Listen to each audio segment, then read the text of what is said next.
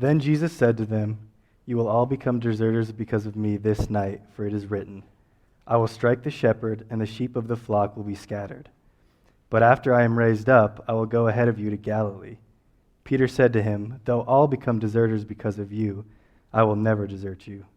Jesus said to him, "Truly I tell you, this very night, before the cock crows, you will deny me 3 times." Peter said to him, "Even though I must die with you, I will not deny you." And so said all the disciples. Then Jesus went with them to a place called Gethsemane, and he said to his disciples, "Sit here while I go over there and pray." He took with him Peter and the 2 sons of Zebedee, and began to be grieved and agitated. Then he said to them, "I am deeply grieved, even to death. Remain here and stay awake with me." And going a little farther, he threw himself on the ground and prayed, "My Father, if it is possible, let this cup pass from me. Yet not what I want, but what you want." Then he came to the disciples and found them sleeping, and he said to Peter, "So could you not stay awake with me 1 hour? Stay awake and pray that you may not come into the time of trial. The spirit indeed is willing, but the flesh is weak." Thanks, Matthew. How old were you when you started coming to Narrate? Were you in 6th grade? Oh gosh, 12 or 13, I want to say. Yeah, buddy. I remember you and your dad and your brother sitting in the back row, and self-conscious, insecure me going, "Well, we'll never see them again because we're not cool enough for them." And I also remember the time, was it you that I pushed off the front of the stage during teardown and almost broke your leg? Do you remember that story? I think that might have been Jerry. Yeah. That's why I don't try to do silly things. So, again, welcome. I'd like to start this morning by praying. There's some kind of heat to where we're going this morning, so let me just pray if you don't mind, and if you're not comfortable, you can just stare ahead. That's fine too. God, thanks. Lord, we recognize that the brilliance of community is that it also is fraught with pain. And so some people are here and they're celebrating new marriage and new relationship and new life and new babies and those types of things, and others are looking their own death straight in the eye. And so we just say thank you for this collective thing called community. Thanks for the privilege that we get to carry one another and at times be carried. And Lord, thanks that in this cultural moment that just reinforces individuality and isolation, that the timelessness of your church just speaks louder than ever. We love you, God. Amen. So, as I said last week, or as we talked a little bit about this morning, we're technically starting a brand new series. We kind of started it last week, but not really. Really, we're starting it this week. And it's this question of, like, simply put, what is a Christian? And to be perfectly honest, I didn't realize until long after that went to press, so to speak, the potential hubris of that statement. And so if we could just name that, I am not so naive as to think that I individually or even we collectively have either the ability or the authority to define what it means to be a Christian. I do think it's good practice to remind ourselves that there are definitions.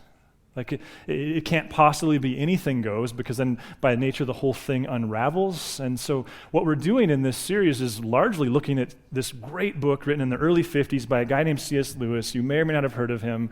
It's the type of book that's been, they've attempted to replace it several times over with a new edition from a new author, and it's just timeless.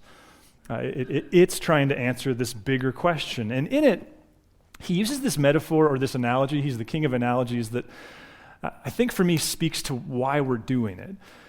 In there, if you choose to read it, and even if you don't do a book group, I hope you'll choose to grab a copy and read it. He opens with this analogy of a hallway, and if you can picture a hallway, and off of any hallway are a bunch of doors into bedrooms and things. And his analogy is that his goal in this book is to get you into the hallway. And for him, the hallway is Christianity. And yet, he gives great dignity to the importance of the rooms, and the rooms are the denominations, the different expressions, both culturally and historically and theologically, everything from Eastern Orthodoxy to Roman Catholicism to Anglicanism to the many different other Protestant expressions like Presbyterian or non-denominational, just all of it. And part of what he's saying is the rooms are important. A person ought to figure out which room holds them and fits them best, which one they most believe in and they can find community in. And yet, he really reinforces that his goal for the book isn't to nuance any particular room, but to talk about the hallway that leads to the room. So here's how I got here. Some of you will know, if you've been a part of this place for a while, that me and some others of us, many of you, I've been on my own kind of journey. And when 2020 hit and I watched people who Christianity carried them for a long time, when I just watched the confidence in Christianity erode underneath their feet, part of what occurred to me was I've spent 20 years of my life, really my entire adulthood, 25 years of my life, in church plants. And the opportunity of a church plant is innovation and creativity. You're bounded by very few things theologically, but you're given great permission to do everything possible to make Jesus as accessible as possible to as many people as possible. And what I started to experience, and what I felt like I was observing, was that kind of freedom hits a point where it feels arbitrary. And it feels as though, so there is no authority. And from my experience, what happened was, as I continued to hold on to my evangelical experiences and church planting experiences, which I'm so proud of, and the missiology, the value for people, the creativity that comes with that, there became this anchoring thing that happened by grabbing hold of historic orthodoxy in the East, in the West, just in church history in general. And there's now this image in my head of just holding on to both of those. Well, one of the books that was really helpful to my journey was one that I made known to our council and some other friends, hey, here's this book, it's been really helpful to me. I have some copies, let me know if you're interested. And it was a sincere, if you're interested. Well, one of those, there were a couple, but one of those council members who took that was my friend Jim, and he took a copy of it. And in early July, we were standing back there against that wall between gatherings, and he said, Adam, I've read your book, and there's things that have been really helpful to me. And then he started asking me some questions. And really his question was, how far does this go for you? And we, of course, set up a time to have lunch. But as we were leaning against the wall having that conversation, and he shared some negative experiences from his own life in terms of that going too far, maybe. It was, sometimes it feels like God the Holy Spirit has to nudge you 7 times before you finally hear the message. And for me, that was the 7th time, if you will, where I felt this kind of nudge of Adam, you need to go read Mere Christianity. And I'd had that thought several times, namely because some of those ancient faith thinkers that I like said things like, they said things like, good Christianity is non-proprietary. It's open and accessible. So I grabbed hold of Mere Christianity and jumped into that, and it was in that journey that I had this realization of wait a minute, this is really helpful. And at the risk of making it all about me, it was this reminder of our own legacy, our own emphasis. I think it reactivated in me my sense of purpose and calling and ours, to whatever extent I get to influence that. Because at our best, we've always been this place that wanted to make Jesus accessible. We wanted to major on majors and minor on minors. And there was this, it just reinvigorated this okay, so simply put, what is it? What is this thing called a Christian? Who do you have to be? What do you have to embrace? How do you have to live? So that's why we're jumping in. But what I'm not going to do in this series, A, because I can't, and B, because I think it would be not the best use of time, is reteach the book. So if you really want to engage the material, you should buy a copy. Even better, you should form some kind of book group or jump into one. But the summary of the first section, now the book itself is broken into 5. The summary of the first book is about the law of human nature. And really what he's exploring in there, it takes him about 30 pages, is this question. Is there an objective moral truth? Is morality, is it subjective? Is it human innovation? Or are there moral truths that we're held to? And is there a creator? Is there some kind of authority bigger than ourselves that we answer to? In fact, at the end of the first chapter, here's a summary of something he says. Go ahead to that next slide. He says, these then are the 2 points I wanted to make. First, that human beings all over the earth have this curious idea that they ought to behave in a certain way and cannot really get rid of it. Secondly, that they do not in fact behave in that way. They know the law of nature, they break it. These 2 facts are the foundation of all clear thinking about ourselves and the universe we live in. Now, clearly, that's a bold statement, especially in our cultural moment. It reminds me of something John Lennox, this Northern Irish apologist who I'm really starting to like. He says this, next slide. Humans are moral beings made in the image of God. Now, I'd like to put a question next to that because I think it invites exploration. Are we? Do you believe that? To what extent do you believe that? I've shared this experience a lot, but it's been quite a while ago, I was at a leadership conference, midweek of this leadership conference, sitting under these two very reputable psychologists who were talking a lot about psychotherapy and childhood influence on who you become as an adult, and there was a point where I somewhat sarcastically and yet with a little bit of just depression, I raised my hand and I said, this is very, very discouraging. And he said, why? And I said, because the only thing I'm learning right now is that no matter what I do, my kids are going to need a lot of therapy. And he said, it's not what the research says, Adam. The research does not say that kids need perfect parents. What the research does say they need is parents who circle back and acknowledge fault. What the research does say, he said, is they need parents who know how to ask for forgiveness and say, I'm sorry, offer apology. Well, it's actually John Lennox. I was listening to him. I put the lecture on the mind map. He tells a similar story about childhood impact and a parent's impact on their child. And he makes this observation. He says, when a parent says, I'm sorry to a child, part of what that parent acknowledges to a child is accountability to something bigger than yourself. I think that's the question that the first section of Mere Christianity really challenged us to ask, but it's not the one that I'm going to try to persuade you to agree one way or the other. My question and my reflections from this reading and where we're going to go this morning became this okay, I'm sold. I've been a husband long enough, I've been a human long enough, I've been a leader long enough, I've been a parent long enough, I've breathed long enough. For me personally, I don't mean that to be a patronizing thing, but I'm pretty persuaded by my own brokenness. I'm very convinced that I could come up with a seemingly easy list of moral virtues and I still couldn't follow them. My question is, now what? What the heck do we do with our brokenness? What do we do with that ineptitude? What do you do with prone to wander, Lord, I feel it? Which is what brings me next slide to this question and what we chose to read this week. How do you feel about Jesus' statement, the Spirit is indeed willing, but the flesh is weak? Where's that land for you? And maybe this is lunch. How does that sit with you? First of all, what's the context? Well, the context, just so we're all on the same page, is Jesus knows that his arrest is imminent. Jesus grew up in a world where people who pushed against empire, who weren't Roman citizens, they were crucified. He knew what he was facing. He knew that the word excruciating was invented to describe the pain associated with crucifixion. So he, in response to what he could see coming, did what apparently he deemed best, which was go to one of his favorite prayer closets, one of his favorite places to pray, and he did that. Now, what's the claim? Next slide. What's the claim that he's making as he's doing so? There's a couple things that came up in my research that I just was I don't want to paraphrase this. I just want to quote it. Next slide.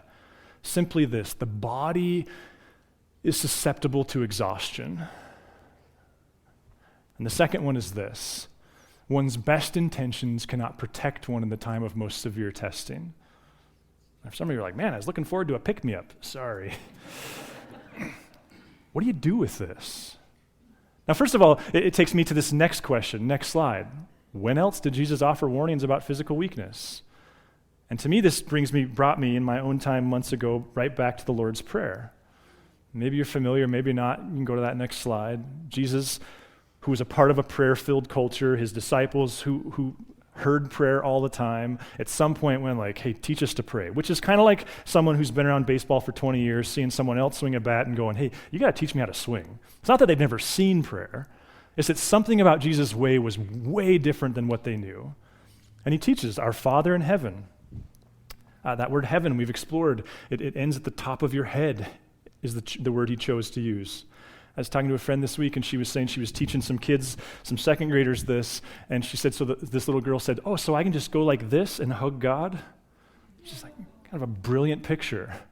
Our Father in heaven, hallowed be your name. So here we go, God. This isn't about me and my glory, but you. Your kingdom come, your will be done on earth as it is in heaven. C.S. Lewis later in his book will explore this idea that what it means to be Christian is to wake up every morning and shove down all the stuff we think we have to have and avail ourselves to your kingdom come, your will be done.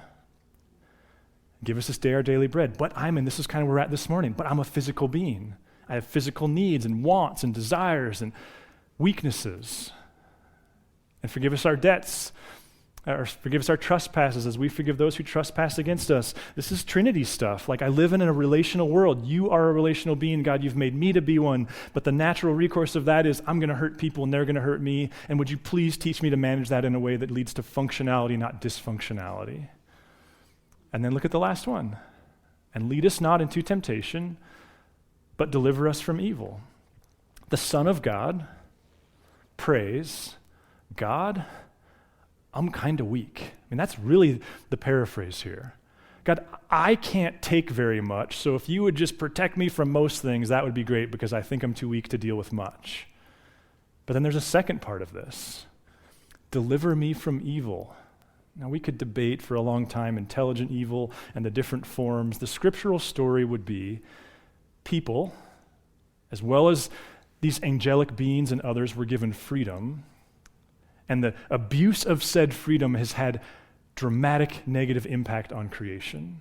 John Lennox says one of the unique things about the biblical story is it doesn't hold humans solely responsible for what's happened. And in this, Jesus is praying this acknowledgement of his need to be protected from. But then this leads me, if I can take a tangent for a second, to this caution. Next slide. Caution with Platonic thought. What are we talking about there? Plato, who you may know by name, is most famous for teaching, and so many of these pseudo-Christian ideas, they actually come from Plato. Plato is the one that popularized this idea that the spirit is good and flesh is bad. That spiritual things you can't touch, see, taste, smell are good, that physical things are bad.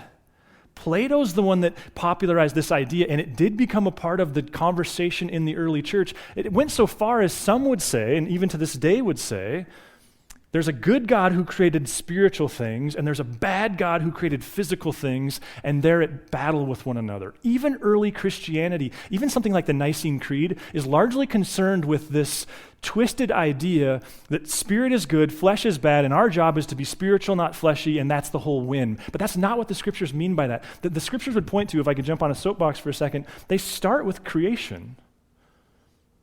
A God who says creation's good. They start with creation and a God who says, I want to join with you in creation. And things go terribly wrong. But notice the solution isn't a God who says, okay, so here's what we'll do, is we'll come up with some kind of vacuum cleaner that sucks you into this spiritual space, not physical. No, resurrection, and we explore this, I hope, too often, because it's so rarely emphasized. Resurrection, according to Paul, is the first fruit of something that all creation gets. Remember, Paul's the one that says all creation yearns for the redemption. On Christmas, we ask this question, can it be fixed? But it's not just referring to human souls, it's referring to the whole gamut of God's idea. So when Jesus says the spirit is willing, the body is weak, he couldn't possibly just be saying the spiritual stuff is good and the physical stuff is bad. So what is he saying? What's going on there? Baseball, maybe this will help. When I was in 5th grade, I had a second cousin. His name was Jeremy. I think he was like 6'3", 225, 230 before, I think he graduated high school in 1989. So this is before the age of weightlifting and all of that. He threw left, hit left. The dude could rake. He could hit. He played first base for the Laurel Dodgers. I don't know how many home runs he hit that year. His claim to fame, or at least my claim to fame on his behalf, was his senior year. And most of you can't, probably none of you can picture the Laurel Legion field, but behind right field is a street and then the school. His senior year, he hit a ball on top of the high school. I'm going to guess 450.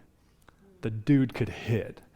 They won state that year. They went to regionals in Oregon. He had scholarship opportunities relative to any Montana kid in scholarship opportunities. And at regionals, this is, of course, the way I heard this story as a kid.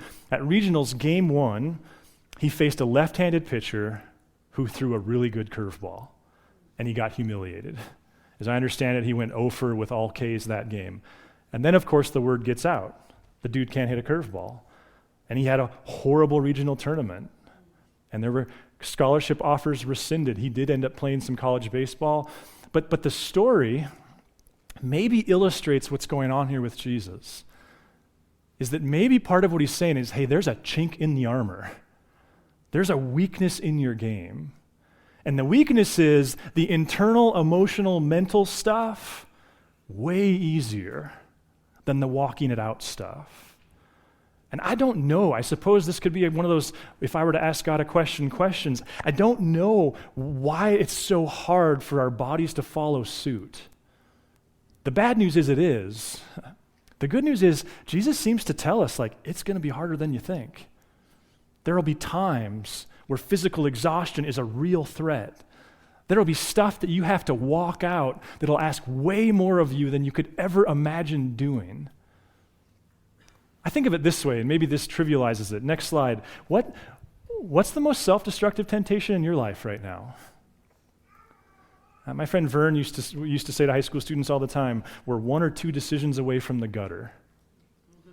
And if you don't have an answer to that question, that's terrifying. Like, what's going to take you out? If you sabotaged, if some wants, some needs, some fears, if they took you into the weeds or into the gutter, what's that look like?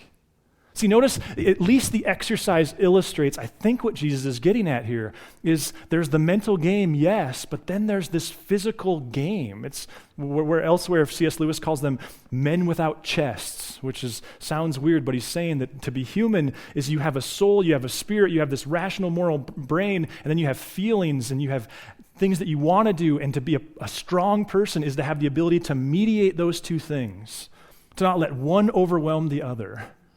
Jesus seems to be saying, hey, this is going to be hard.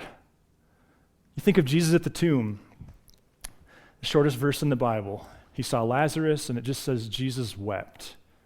Certainly there's a commentary on death going on there. I have to think part of it is just a commentary on, man, it's hard to be a human, especially in a broken world that's corrupted in ways that we can't appreciate because of sin. But here's where I find some encouragement. Next slide. So what's the solution that Jesus offers? Like, are we just supposed to, like, just kind of do some self-loathing and crawl down into that pit and just be miserable and pathetic and depressed? What's the solution? See, I would argue you're doing it right now. The solution is, like, prayer, it seems like. He models it. In fact, if you were to read the Gospels, you see that one of the strongest themes from his life, Luke summarizes by saying, early in the morning while it was still dark, Jesus got up, went to a solitary place where he prayed. He had this discipline. And as we explored this summer in a series called Praying in 4D, if you really look at Jesus' prayer life, it's clear that one of the major roles that it served for him was to discern the will of God and then to commit himself to it. In the garden, he's not discerning that the will of God is that he gets to go to Disneyland and have a great weekend with his family. In the garden, he's discerning the will of God is he's going to walk this path of intense suffering that's going to lead to rescue and redemption, but first he's got to walk this path. And he's not just discerning the will there, though. You hear it in his words. He's committing himself to it. But where I find encouragement from Jesus' prayer practice is he operated under no illusion that he could do something today and that the energy and the strength from that would carry him into 2033.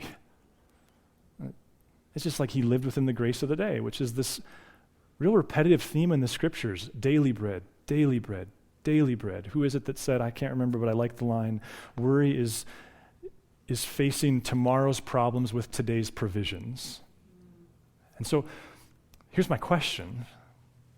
Like, if you buy you're broken, if you acknowledge that you could end up in the gutter tomorrow if you're left to yourself, if you're aware through your own or other people's suffering how quickly life can get brutal, what's the solution?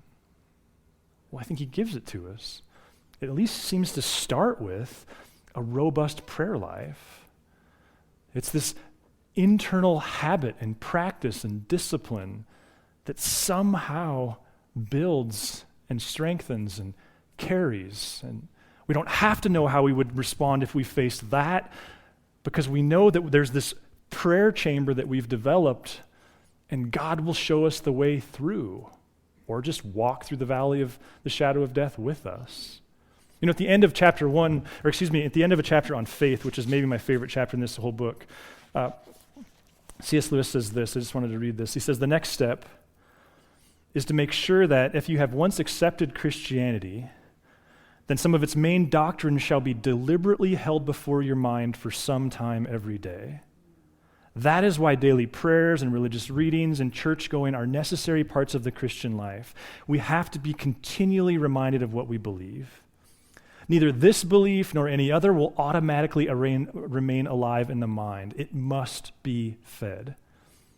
And this has certainly been my experience, this next statement. As a matter of fact, if you examined 100 people who had lost their faith in Christianity, I wonder how many of them would turn out to have been reasoned out of it by honest argument. Do not most people simply drift away? I have a friend who, I've not done so, but who listened to Jordan Peterson's lecture on Noah and the flood, and he said his summary of that lecture was, while there's lots that we don't know about the purpose of Noah and the flood and that story, one thing's clear. You have to build the ark 50 years before the flood comes. What can you learn from Noah? And I think the hardest part of any healthy life, we all know this, is doing this stuff now when you don't need it, so that you have it when you do. Or, maybe better said, doing the stuff now that you do need even though it's not immediately clear, especially so that when you don't, it's there. I just wonder, now, what would it look like for you to begin to build this habit? And it's in its solitude and sacredness and just this ability to get away, be alone with God, and find strength in that. You know, we're going to give you a chance this morning to take communion, and in a sense, we're reflecting on all of this. Communion is a built-in confession of your own sin and brokenness. It's an acknowledgement of the cross and the rescue that it was. It's an acknowledgement of the forgiveness that it brings in ways that aren't even clearly discernible to me. It's an acknowledgement of the victory over death and evil, and again, ways that they're not necessarily don't follow clear logic for me, but there's this trust, this choosing to live into the cross rescues. But also what we're doing in communion is we're acknowledging, like, the good news is we know it's true. The bad news is it'll only carry you for a little bit, and then you got to go back to the well and be carried again. So if you're wondering, am I welcome? The answer is if you're an active follower of Jesus, if you're practicing, then you're welcome. And if that's not the case, we get that it's a little awkward, but it's really more awkward for you than it is for the rest of the room. We're too busy thinking about ourselves to really worry about what you're doing. So please just give yourself permission to skip out on that. We'll have bread over here and wine and juice over here, and we'll just ask you to hold those, and we'll take that together. So as the band comes up, I'm going to pray, and we'll give you a chance to grab bread and wine. God, Lord, it's like, sometimes it just feels like life just kind of goes, and then all of a sudden we just get crushed. And so thanks that you're kind and loving enough to model for us these habits that maybe we need less in some seasons than others, but we're going to need the ark. And God, I pray that you'd make us the kinds of people who build said ark now. Thanks for your desire to be with us, to walk with us through all seasons, the good and the bad. And then, Lord, we know that, like, the sum total of what you're about is to work through and towards others. And so we offer our lives to you and invite you to use our ordinary everyday lives to send us and through us yourself into our workplace and schools and neighborhoods and relationships. And God, we also ask you that you'd send your Spirit into this bread and wine, and God, figuratively, literally, that it would fill us and fuel us for another week of following you. We love you, Jesus. Amen. Thanks for listening. If you'd like to learn more about Narrate Church, find us online at narratechurch.org or look us up on Facebook or Instagram.